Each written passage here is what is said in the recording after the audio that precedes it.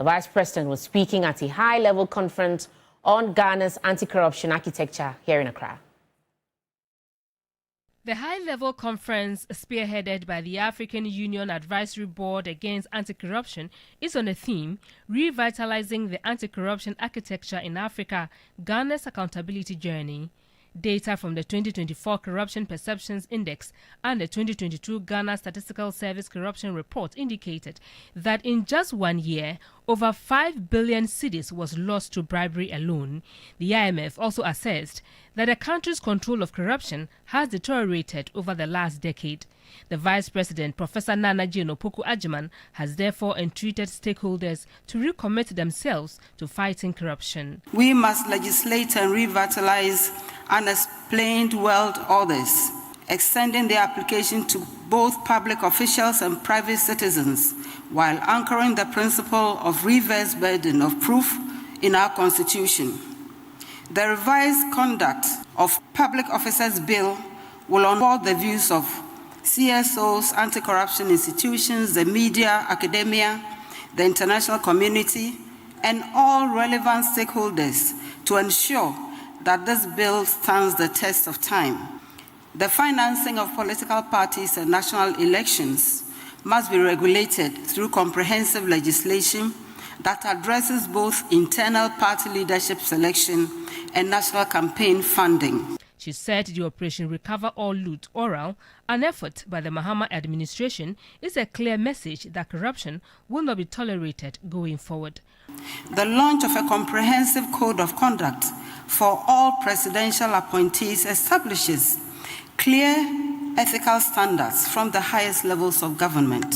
His commitment to reviewing the 1992 Constitution to make it fit for purpose to meet our current governance challenges is yet another demonstration of the President's commitment to fight against corruption. The appointment of a presidential advisor on the National Anti-Corruption Program, the first of its kind since 1992, represents a strategic approach to coordinating our efforts. Professor Nana Jane stressed the need for an environment to be created for the youth to actively participate in the anti-corruption efforts. The Special Prosecutor, Kisi Ejabeng, advocated for a more robust asset declaration mechanism that will include verification and tracing of undeclared assets. The principle of lifestyle audit non-conviction-based asset recovery should be stamped in the Constitution. Where a person's resources far outstrip his legitimate income, the unexplained portion should be liable to confiscation. There should be a more robust and effective asset declaration mechanism in respect of public officers and persons undergoing lifestyle audit to close the loop on the amassing of illicit wealth and to enhance accountability.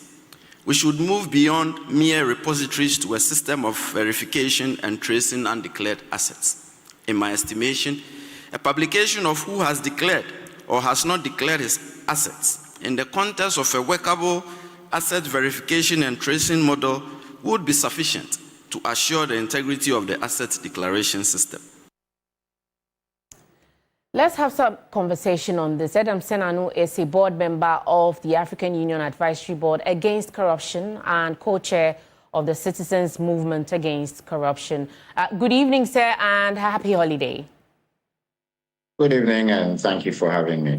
Mr. Senanu, this is not the first anti-corruption conference we've seen, but from where you stand, can you tell us what tangible outcomes we should expect this time around? Well, it's the first time that I've seen this high-level commitment. The country has been undergoing a review. So far we've had only 12 out of the 55 countries assessing this, agreeing to go through this review. So we started on Monday, met the Speaker, met the President, met the Attorney General, met Finance, met Judiciary, met Civil Society. And there's a set of questions relating to legislation that we expect each country to have.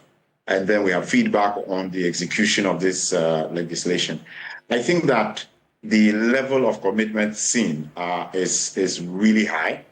We are going to give our recommendations within 2 months. And we're expecting that it could feed into the constitutional review and other key things that the government wants to take.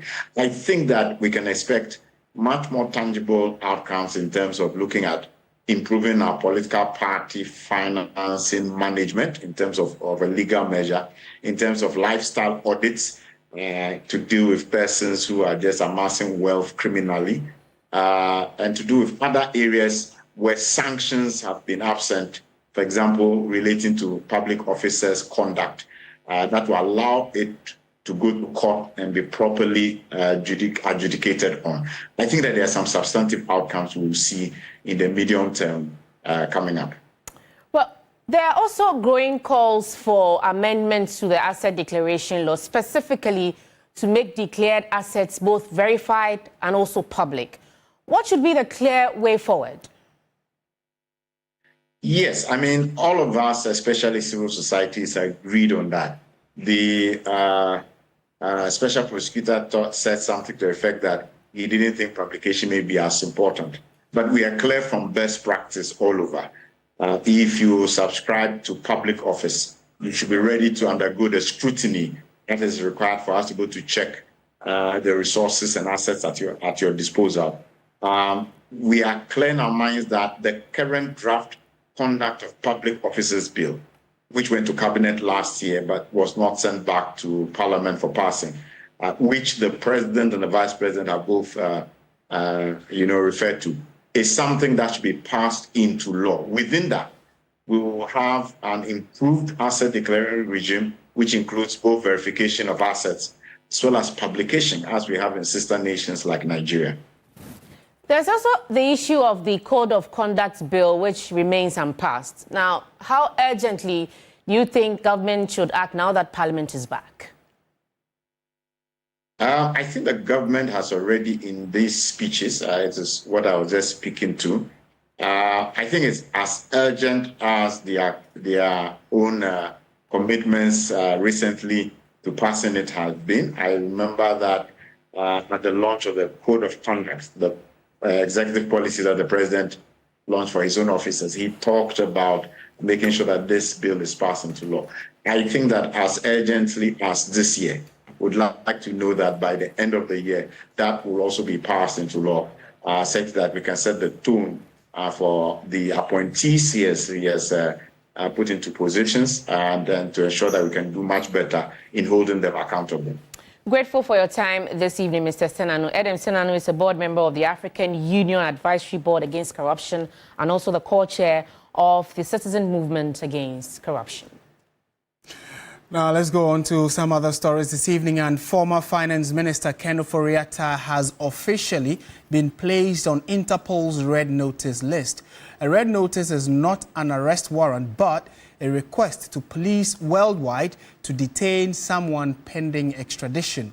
The notice, made public on the 5th of June 2025, intensifies international efforts to locate and provisionally arrest the former finance minister.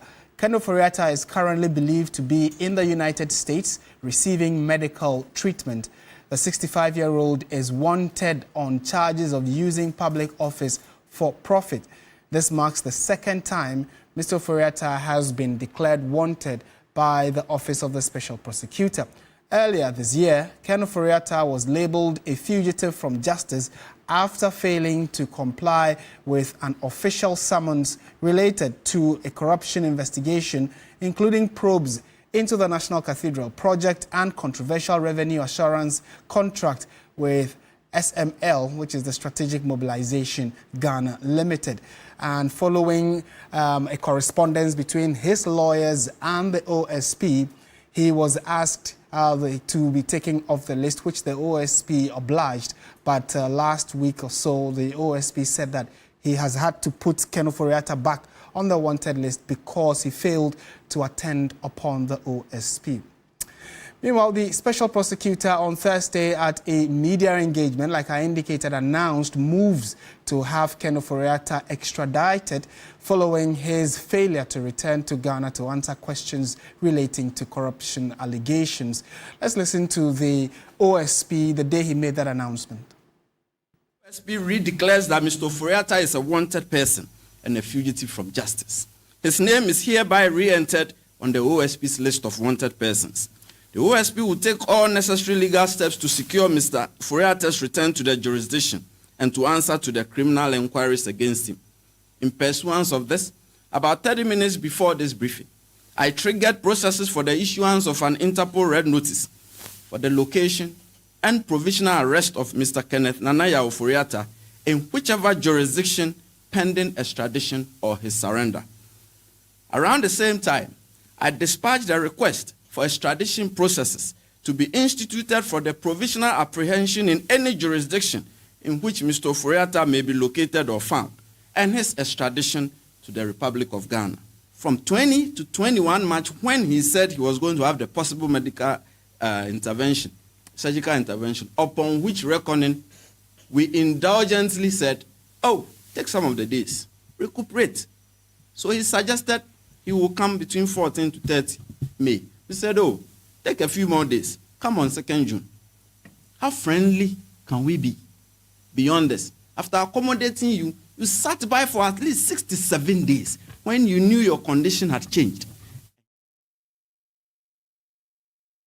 And that's the Special Prosecutor Kisiye Jabing, the day he announced that following the failure of Ken Ofori-Attah to attend upon them for investigations, to assist with investigations, he has been replaced on the wanted list. Now, we also checked following the news that Ken Ofori-Attah has been placed on the Interpol red list. So if you go to the Interpol website and you search for wanted individuals, you would see the second image on the website is that of Mr. Ken Ofori-Attah, and the full name is there, Ofori-Attah Kenneth Nanaya, with his age 65 years old and the country he's from, Ghana. And the page has names of other wanted individuals there, but our interest is that of the finance minister, former Ken Ofori-Attah. So then it brings you the full details of what you would see when you open Mr. Ofori-Attah's image on the Interpol red notice page. So his name is there, family name Ofori-Attah, his forename or first name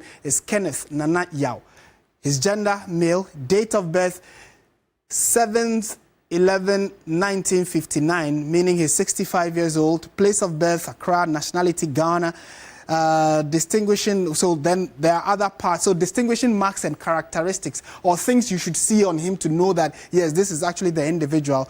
The page says not applicable, so there's nothing there. Then there are physical descriptions of Ken Ofori-Attah. His height is 1.7 meters, the color of his hair, the color of his eyes, and that is how detailed this wanted list looks like. And again, it talks about the language or languages that he speaks. He says he speaks English and Twi, and then the charges have also not been published. So clearly, that is what you find on the Interpol watch list when you go there right now as we speak, because earlier today was when we heard that Ken Ofori-Attah had been placed on that list.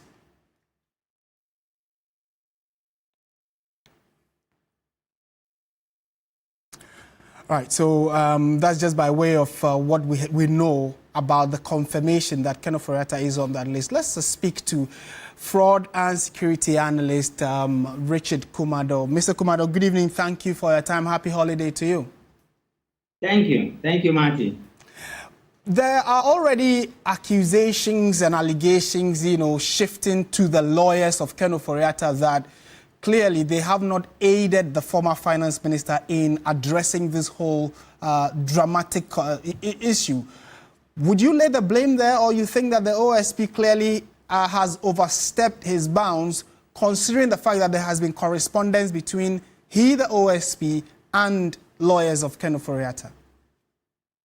For all investigative institutions and institutions with a mandate to prosecute crime, the Interpol platform is one of the platforms they have. And at all times when they are investigating crime and the frontliners in a particular crime are nowhere to be found, or they have escaped from the jurisdiction where the crime is being investigated, they have the power and opportunity to activate the protocols on the Interpol platform. And so for the special prosecutor, that is what he has done. For Ken Ofori-Attah and his lawyers, they will need to speak to themselves and find out whether they are serving his interest and that interest has been well served. The reason being that the risks of being profiled as somebody who is wanted for crime internationally or declared wanted for crime investigations or PGT for that matter, it comes with a huge cost and with dire consequences. The reason being that the Interpol platform can't be accessed by a lot of investigative agencies, law enforcement officers, departments, and individuals who are into investigations. And all law enforcement officers all over the world and their agencies are also going to pick that data and risk profile Kenoforiata, which means that the leaks we saw on the Interpol goes way beyond that of the Interpol surroundings. The second major issue there is that immigrations and financial institutions and border control and all other places that profiling is a professional exercise on individuals, they are going to do so. And to that extent, this profile goes way beyond the individuals like Kenoforiata. It may affect the bloodline, businesses, his associates, and acquaintances, and all other things around him. And at all points, when his name is mentioned or people affected by this simple profiling, issues of financial crime and money laundering and fraud is going to pop up as a red flag. And that is the nature of the complexity and the strict restrictions they are going to place on him. And so to that regard, as somebody who has dealt within this area before, I would have thought that the lawyers would have engaged the special prosecutor more meaningfully so that he will not be declared fugitive or somebody running away from crime prosecution or crime investigations. How? Because you can blame the special prosecutor. It's an option he has, and he has activated it.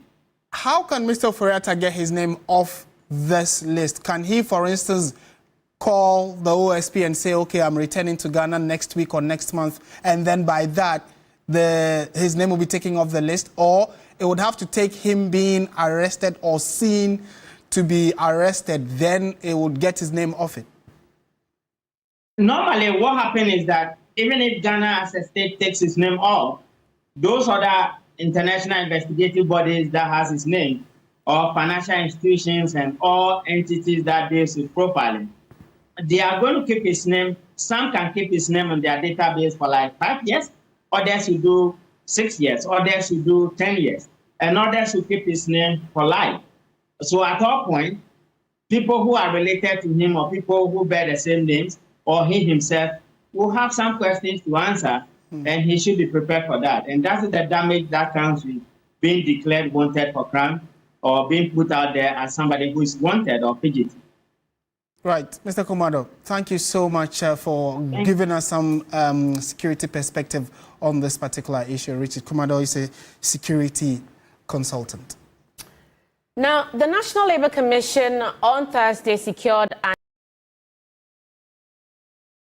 interlocutory injunction against striking members of the Ghana Registered Nurses and Midwives Association. The injunction issued by the High Court's Industrial and Labour Division in Accra on June 5, 2025, immediately restrains the association and its members from continuing the industrial action. This follows the Commission's declaration of the strike as illegal. Members of the Ghana Registered Nurses and Midwives Association have been on strike since Wednesday to drum home the need for government to implement agreed terms in their conditions of service.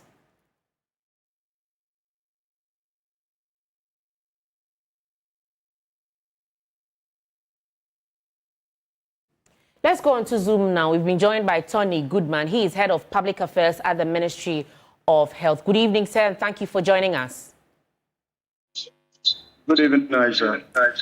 Can you tell us what the latest is regarding the Health Ministry's engagement with the nurses? Yes, good evening to all of you.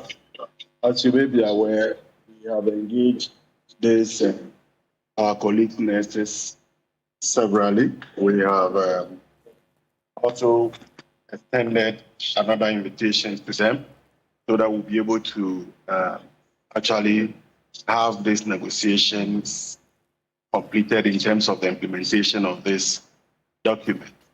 We have been expecting them, but as you may be aware, they have still not turned up. We were invited by the Labour Commission to come have some negotiation. We went. Ministry of Health was there, Ministry of Finance, Fair Wages and Salaries Commission, Ministry of Employment, Kolibu and others were there, but the nurses didn't turn up. During that hearing, the Labour Commission actually declared their strike illegal. They mentioned that when they served notice earlier, they told them not to go on this strike, and then they went, and then it's been declared illegal. So they've been trying to get them to go back to work. They have rescinded that decision, and so the Labour Commission will have to go to court to get them to actually go back to work. So as we speak, the Labour Commission has seek injunction, and that has been granted by the court to get our brothers and sisters nurses to go to work. So we have all seen the level of distraction that this strike has caused on hospitals and the impact it has had on patients. What immediate steps is the ministry taking to minimize this impact? Yes, if you read our earlier communique, we have directed those nurses who have decided not to go on strike to continue holding the fort. We are not saying that that is a long-term measure. It's just a stopgap measure so that we don't have needless death in our hospitals. Yesterday, the Honorable Minister for Health, Honorable Kopinam Intakando, visited some facility in Greater Accra. Most of the places we went to, some nurses are working, others are not. We are not saying that, yes, if others are working, that should be all. We're still calling. He even mentioned that even if we have one person not coming to work, it's still a big deal for him, which means that we have to continue this discussion. Monday, we would have to meet again at the Fair Wages and Salaries Commission to continue this. What we are saying is not far from the right thing. We only want them to come to the table for us to look at how we can implement this document. If need be, if we have to look at some portions of it, we have to. Let me say that when this document was actually signed up to earlier, the first one, which was reviewed, there were a lot of things that were not actually implemented. Talk about the transfer allowances, you talk about this 13th allowance. All of these things were in the earlier document, but they were not implemented. This is why we want them to come to the table for us to have a clear roadmap. If this is not done, and you say sign, and we sign, it means that you will still go back to the old process where you sign to these documents, but most of the things are not done.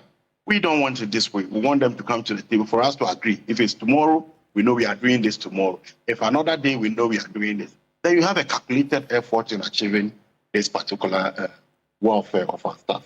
Well, Mr. Goodman, we are keeping our fingers crossed, and we hope that all of this will be resolved and also be resolved quickly. Tony Goodman is Head of Public Affairs at the Ministry of Health.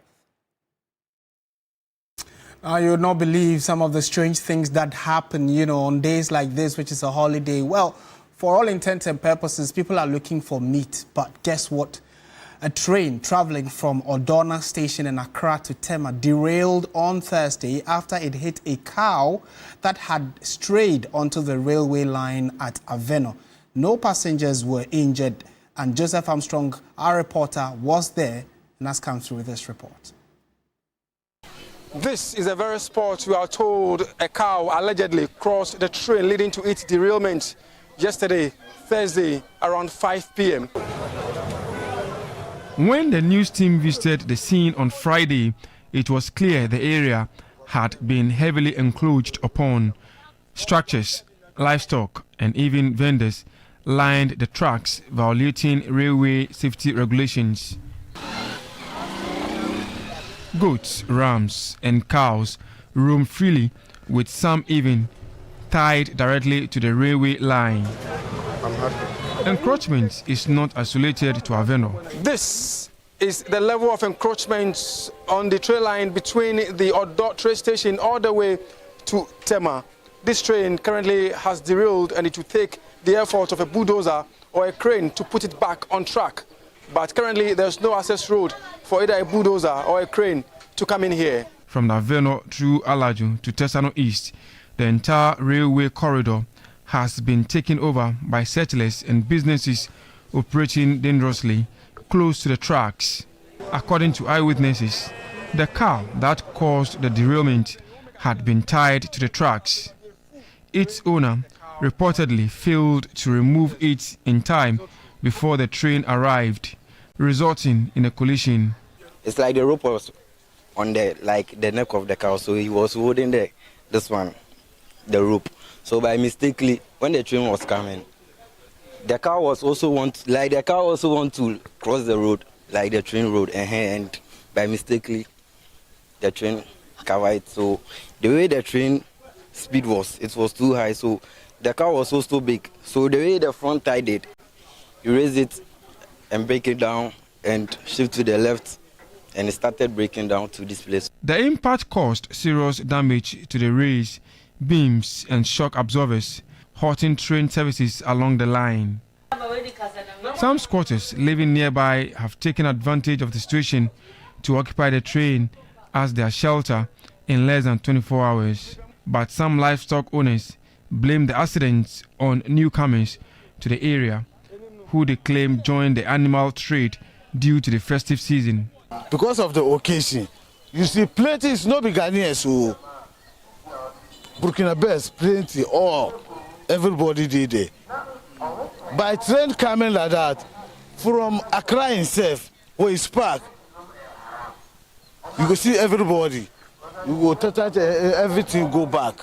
Where they leave the road, if you stand here, you go see more than this joint. The road is clear, no any problem. By 6:30, everybody, you can't leave your team. When 7:30 or 8, by that time it can't pass. Authorities say investigations are ongoing and efforts are underway to move the train back onto the tracks. Until the train is restored to operation, there are over 300 regular passengers who rely on the Accra-Tema line for daily commuting will have to seek alternative means of transport. Joseph Armstrong, Good Alibwe TV3, Aveno, Accra. This is News 360. Stay with us for some more news, especially on Idahra.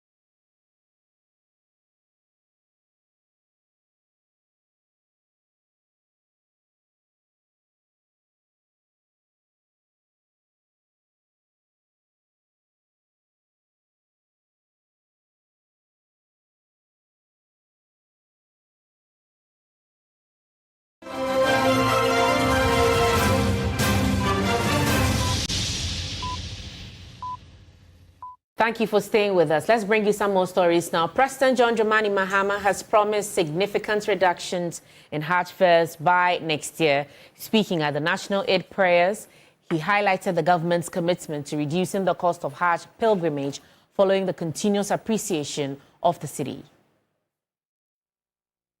I'm deeply aware of the financial burden it has placed on many Muslim families.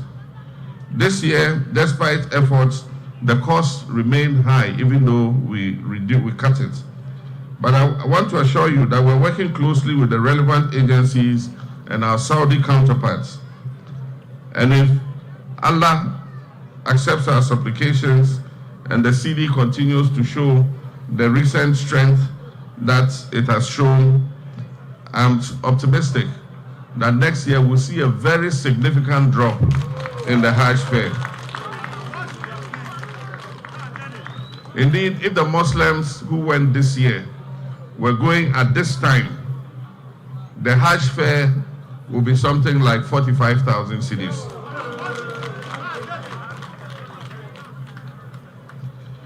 Additionally, in response to the long-standing appeals from the Muslim community, I wish to announce that we have prepared a bill to designate the additional holiday of Eid al-Fitr as a public holiday, and this will soon be presented to Parliament. It means that it will be a law. It will no longer be by executive instrument.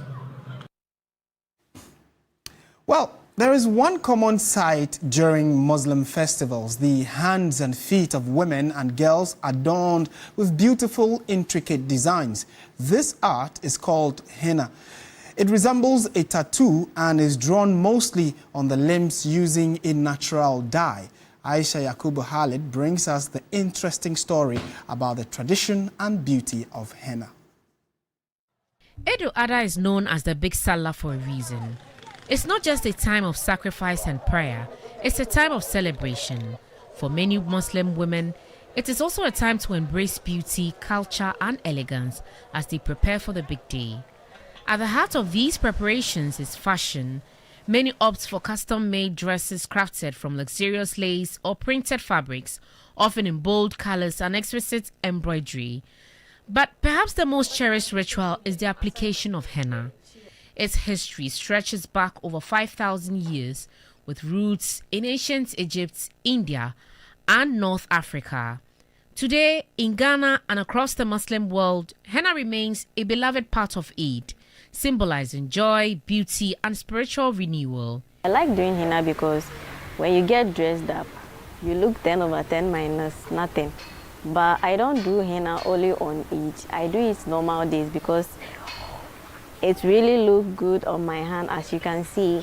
Me personally, I like doing henna because I feel like it complements my skin and then even my outfit. I do it because it enhances my beauty. We mostly do it during like celebrations like Eid, weddings and other like special occasions. Meet 33-year-old Faiza Abubakar, a professional henna artist with over 13 years experience. Her busiest season is during Eid, though her work is also in high demand for weddings, naming ceremonies and photo shoots. Using a paste made from dried henna leaves, Faiza creates detailed designs ranging from floral vines to bold, geometric patterns, all by hand, often in under 10 minutes. Henna is kind of Muslim originated. So during, it's become a Muslim thing, and it's almost like every Muslim girl wants henna during Eid, and then they kind of feel left out if they don't have henna. So the craze for it really goes through the roof during Eid periods, yeah. But it's not the only peak season. At first it used to be the peak season, but now even with non-Muslim events, non-Muslim festivities, people want henna. This, when you see it, you know that, oh, okay, this is like a Muslim girl's henna. But then again, when a non-Muslim comes for henna, there's a certain pattern we do that shows, okay, this is not Muslim henna, it's for their season also. A business administration graduate from Valley View University, Faiza admits the work can be overwhelming, especially during peak periods, but it is always worth it. While many women seek her services, some hold back due to the nature of their professions. In roughly 5 days, I should have been able to do at least 150 people. I get this fulfillment when I see the joy on my client's face, because I always strive to do a good job for my clients. So I guess that kind of pushes me. I'm very glad doing it. I don't understand why, but bankers, teachers, and nurses, the three professions I've met, where they want to do henna, but they're always scared to do henna. Some of the stubborn ones will do it, and then they will like, could call me a Hajj. How do I clean this off? I have to go back to work. And although henna is mostly associated with women, many men also take interest, spending hours to get their own unique and stylish designs. I do get a lot of male clients. Everybody thought men can't do henna, men can't do as a female, and I was like, no. I can do patterns for you that resonates with your masculinity. You don't have to be, I don't have to do flowery patterns. It's actually nicer to do with male clients. They are more considerate, honestly, very understanding. You make errors in front of them and they're like, oh, just work around and do something. So they give you this confidence. Saying, you know, women, we like to be a bit petty with our designs. So working with men, yeah, it's been nice. Henna is more than decoration. It is a symbol of good news. It marks joyful moments. And when you see it on someone, chances are they've just celebrated something special. Ayisha, Yakubu, TV3 News, Accra.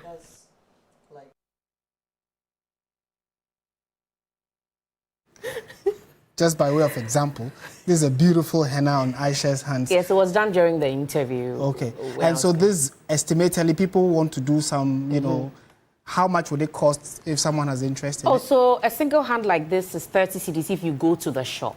Okay. Yeah, so both will cost you 60 cedis. Right. And if you're doing your feet too, the same price. Okay. Yeah. So all you need to do is appear. Yes. It takes about 12 days to wipe off. Really? 12 days, close to 2 No weeks. matter how hard you bath. It will go. Don't mind me. All right. So we have some more stories for you, Ayisha. Moving away from that, as the deadline for the removal of unauthorized billboards expired, TV3 captured many of these structures still clutter roadsides, footbridges, and sidewalks, posing risks to motorists and pedestrians alike. Director General of the National Road Safety Authority, Abraham Amaliba, had ordered all billboards obstructing pedestrian bridges and vehicular footbridges to be removed within 21 days. The National Road Safety Authority on April 30 issued a deadline for the removal of unauthorized billboards from footbridges and overpasses. Despite the clear directive, many of the billboards remained firmly in place across Accra, raising serious concerns about compliance and enforcement. The directive followed widespread public complaints about visibility and dangerous distractions near high-traffic areas. By failing to act, are city authorities putting lives at risk? We are meeting the district assemblies. I've written a letter to the local government minister, and that would ensure that all the 29 district assemblies in the Greater Accra region will be met at a meeting. Now, we want to meet them before the deadline of the 21 days. Don't forget that we'll give them 21 days. So at that meeting, we would stress the need for them. And it's not all billboards. We are talking about illegal billboards. There are specifications for billboards. Those that are beyond the specifications are the ones we are talking about. So if you see some billboards, it doesn't mean that they are the ones we are talking about. But we are talking about the illegal billboards. And that is why we are calling them for a meeting sometime next week. If they do not, we can issue them with compliance notices. If they fail to abide by the compliance notices, then we sue them in court. Another obstruction on the walkways is overgrown trees.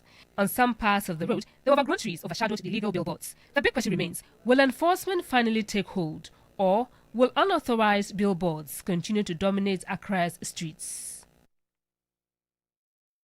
You're still watching News 360's a holiday edition. We hope you've had a good day. Stay with us. We have latest in the world of sports and other stories for you.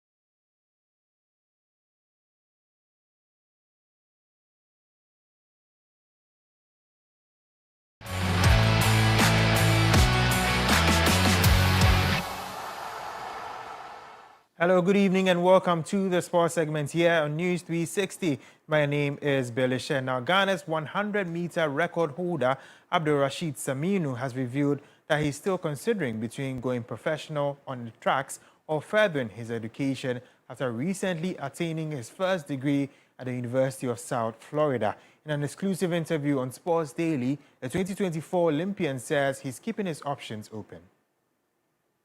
Today I'm here. They're grateful. They reach out to me saying, hey, you are everywhere. You're on the news. My dad, big bro, texts me, hey, what we couldn't do, you even do it more than us. You graduate college and now you are a Ghana national record holder. This is the proudest moment in our family. I don't know yet. I just graduated in communication. I was trying to do my master's with entrepreneurship. But anyway, I'm ready. If the pro come, fine. If it doesn't come, I stick with my education plan and do my master's with the University of South Florida. Yeah, maybe. Yeah, who knows? Who knows tomorrow? Whatever happen will happen at the end of the season. So we're just hoping for the best. This time I'll just focus on NCAA next year, so next week. So that's all I'm focused now. If the pro come, we are ready to take it. Now moving on to football, Ange Postecoglou has been sacked as Tottenham manager 16 days after leading them to victory in the Europa League final. The 1-0 win over Manchester United in Bilbao brought Spurs a first major trophy in 17 years. However, it came towards the end of their worst Premier League season, with the club finishing 17th after losing 22 of their 38 matches. The Australian had told fans, quote, Season 3 is better than Season 2 as he gathered at a victory parade to mark European success in his second campaign. Despite that, the 59-year-old's time in North London ended 2 years to the day after Spurs announced he would join them from Celtic on a 4-year contract. But he's managed Tottenham for 101 games, recording 47 victories, 15 draws, 39 losses, and 1 Europa League trophy.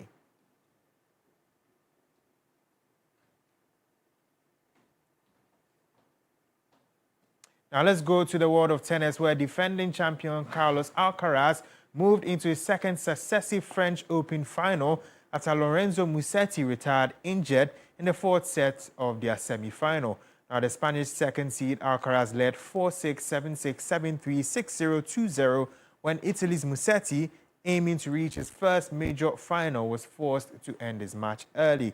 Now 8th seed Musetti needed treatment for a tie problem at the end of the third set. Now that's it for the sports segment here on News 360. My name is Billy Shen. Entertainment is up next.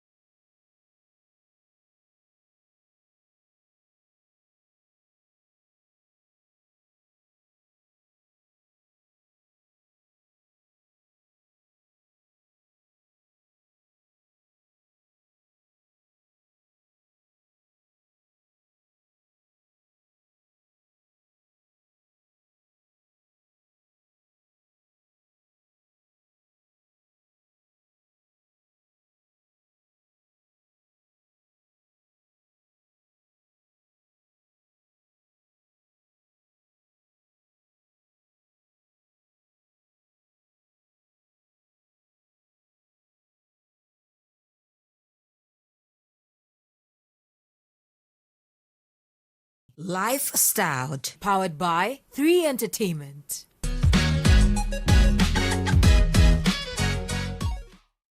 Let's bring you some entertainment news now. Charterhouse, organizers of the annual Ghana Music Awards, will tonight engage the Artist of the Year for the 26th edition, King Promise, in celebration of his win at the recent awards event.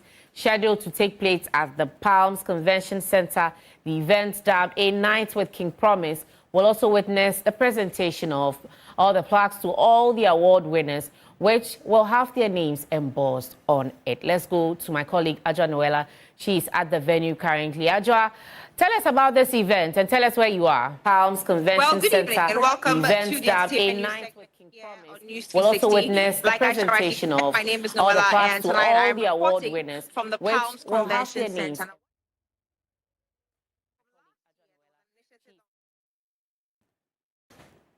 Event and tell us where you are. Palms Convention.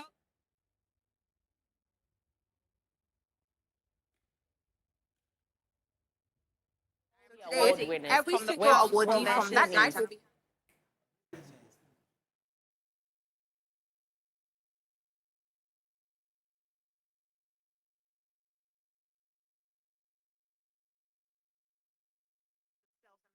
a legend in the space. Daddy Bosco is here. I'll just pick just a few words from Daddy Bosco. So please, if you could come closer to me. Now, aside the main TGMAs, there's this platform that has been created. So, you know, how will give the artists of the year the platform to perform and also present all the plaques. What do you make of this particular initiative? Oh, it's an awesome one. Okay. Because we've always been saying that the TGMAs is like the Grammys of Ghana music. It's like the BET of Ghana music. It's the thing. Mm. So any opportunity we give musicians to be celebrated, as somebody who works with the Musicians Union of Ghana, I applaud. Right. Okay. So I'm sure you are going in there. You're hoping to see the artist of the year perform. And what else are you expecting for? Oh, people are having fun. Mm.